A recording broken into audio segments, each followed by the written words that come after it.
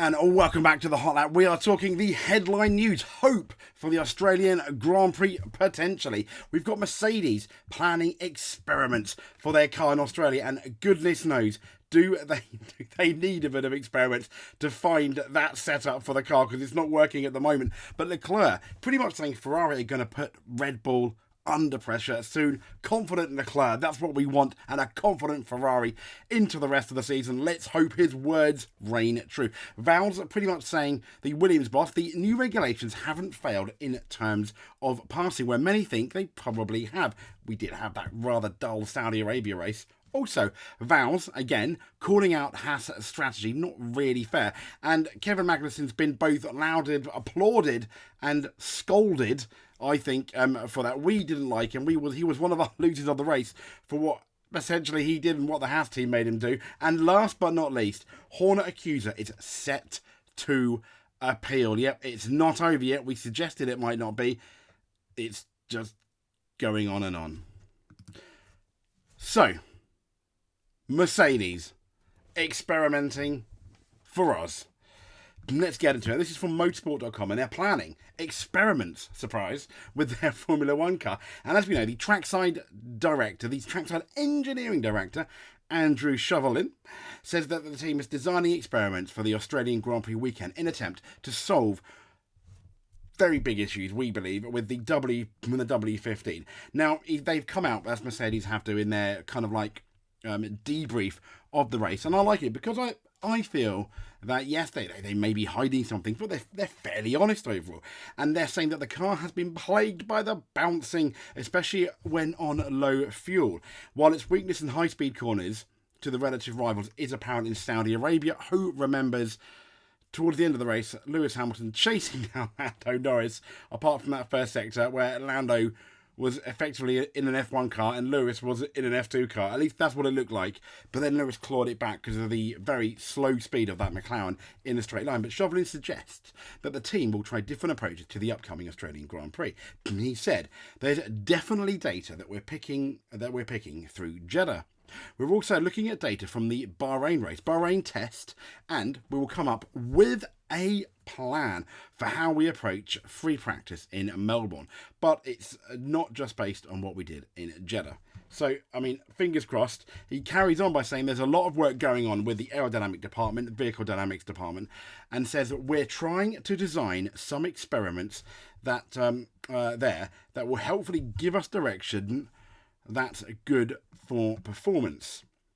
And then he confirms that the high-speed corner performance is one of these key issues that I think even Toto Wolff has suggested, both the drivers have already suggested, and they're similar-ish corners, that really fast chicane, kind of like at the end of Sector 2, beginning of Sector 3, so, in Australia. And he said it's a few things. One of them was that the balance wasn't great, Chauvelin said. So those very fast corners, the walls aren't particularly far away, so the ones where the driver wants a lot of confidence are quite often snapping to oversteer. And as we know, Lewis likes a nice rear end. So fingers crossed for Mercedes going into Australia. I hope they can sort out. It's kind of sad that they still need to do experiments, because normally this stuff is done in testing, but clearly they found something that is not quite right with what their simulations say. So let's wish Mercedes luck. Next up, Leclerc has pretty much come out, again this is from motorsport.com, saying it's just a matter of time before the Ferrari puts Red Bull under pressure. That's what we all want from Australia, please. But we'll see. So he said it's a matter of time before Ferrari can start putting Red Bull under pressure in Formula One. And as we know, Leclerc opened his account with a first podium in last weekend's Saudi Arabian Grand Prix, 1 week on from Carlos Sainz's podium. So 2 races, 2 podiums for Ferrari. Not too bad. But for Leclerc, he started second behind pole sitter and eventual winner Max Verstappen in both races. In 2024, it's got it says here, to a much auspicious start than last year when he retired from the season opener, and Ferrari's race pace issues prevented it really from mounting any kind of a challenge to Red Bull, and it took most of the season to get on top of their tyre wear issues. But while Leclerc's 18 seconds deficit to Verstappen in Jeddah, it could be seen as, let's be honest, they say somewhat disheartening, it was a bit like, oh, here we go again.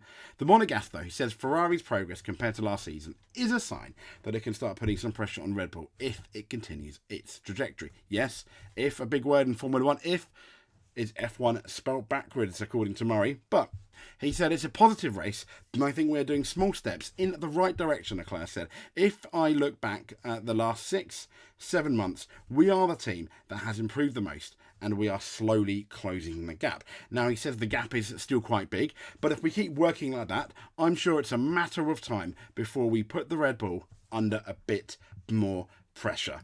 Leclerc, I think millions of people have never hoped you are more right, unless you're a Red Bull and Max Verstappen fan. However, I kind of feel if you are a Red Bull and Max Verstappen fan, yes, you still want to win.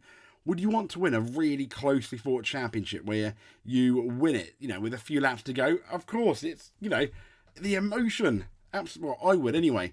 So, next up, Vowles. Talking about the new regs, and when I say Vowles, I mean James Vowles. Yeah, overtaking is becoming harder, but F1 rules haven't failed. A lot of the teams have said that. So despite a growing acceptance, as we know, that Formula 1, the passing is becoming harder. 2 years since F1 overhauled its regulations, in 2022 the passing was good, and in 2023 this dirty air problem was seemingly starting to come back. However, James Vowles strongly believes that the rules have changed F1 for the better. He said, I don't think the regulations have failed. I think that would be wholeheartedly unfair. The competition is pretty tight in the midfield, he said. There is overtaking that takes place. I mean, that midfield is really tight. Take away the Red Bulls last year, we would have had an amazing championship. And he went on to saying, I think even on the data that we can see now, it's still better than the 21 and 20 generations of car. That's 2021 and 2020. However, he accepts the cars have become harder to follow again as teams have refined their designs over the past 2 seasons. Now, undoubtedly, especially leading the pack, they've developed the car in an extraordinary way that as you develop the downforce, it's making it harder to follow. But I think, he says, on all the metrics and all the data you can see, you're now getting closer than you were before as a result of things, which was an intention behind it. So he says, yes, he's basically concluding it's maybe not as good as 2022, but it's still better than 2020 and 2021. And, that was kind of the intention behind it. He's, whether they improve in 25, no, I don't think so. There's no reason to think it will improve next year, he says. In 26, the rules are being ratified as we speak, so it's hard to evaluate that. And the other team's principles have also reined in. Mike Crack also believes the quality of racing has been better. I mean, they have been better under these new regulations, but when the cars are getting developed, we're getting more of that dirty air back. Mike Cracker said, I think the regulations are not a fail at all. It has allowed various designs from the beginning, then obviously a dominance that none of us want, but that's a fact, yeah. None of us but Red Bull and Verstappen fans, and maybe maybe a few Perez fans, but there we go. So, Vowles also calling out Haas strategy. Yeah, there's a very shy-looking Kevin Magnussen, the cause of a lot of people's headaches in Saudi Arabia. And Williams, though, have called for a review of the Haas sportsmanlike or not tactics in Jeddah. I don't think you can.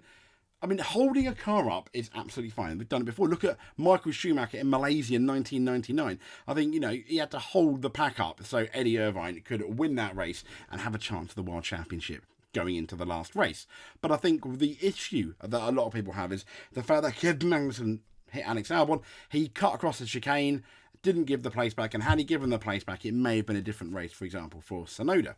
Anyway, I digress. James Vowles has joined RB in calling for Formula 1 to review Haas's tactics in what already is shaping up to be an intense battle at the lower end of the F1 midfield. There's just 1 point difference between 6th and 10th in the standings. Yes, there's only been 2 races, but it's a battle that Williams find themselves in, sitting in 7th place after 2 rounds, just behind Haas, who scored a point in Saudi Arabia. However, the manner in which the team did that has irked their rivals. Labelled as unsportsmanlike conduct by RB's racing director, former Alpine's racing director, former Benetton's racing director, Renault's and Lotus's, yes, the Alain Permain. But Magnussen overtook Yuki Tsunoda off track, and instead of giving back the position, he cropped the 10-second penalty. advantage Haas still, wasn't it?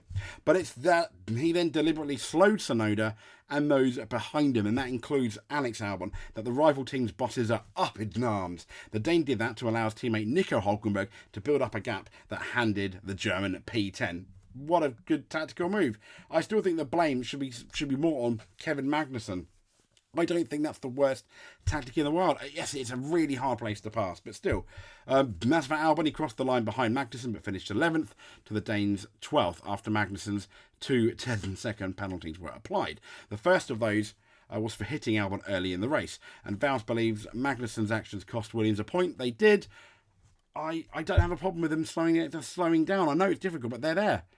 Pass him then would be the intention. Yes, it's hard to pass. Somewhere at Monaco, it's difficult, but que sera, sera. The issue I've got is the penalty for not letting someone back by when you've blatantly, let's be fair, cheated across the chicane, and like an unforced error across the chicane.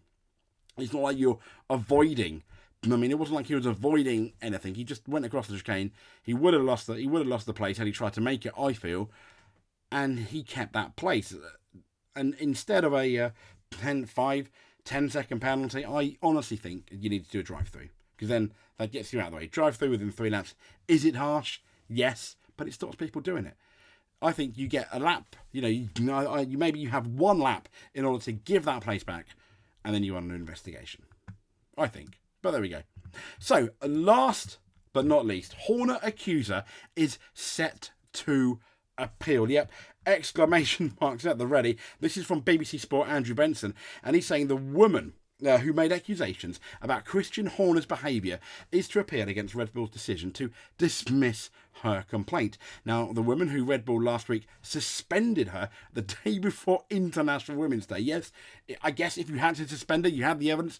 Fair enough. Could this whole thing have been handled better?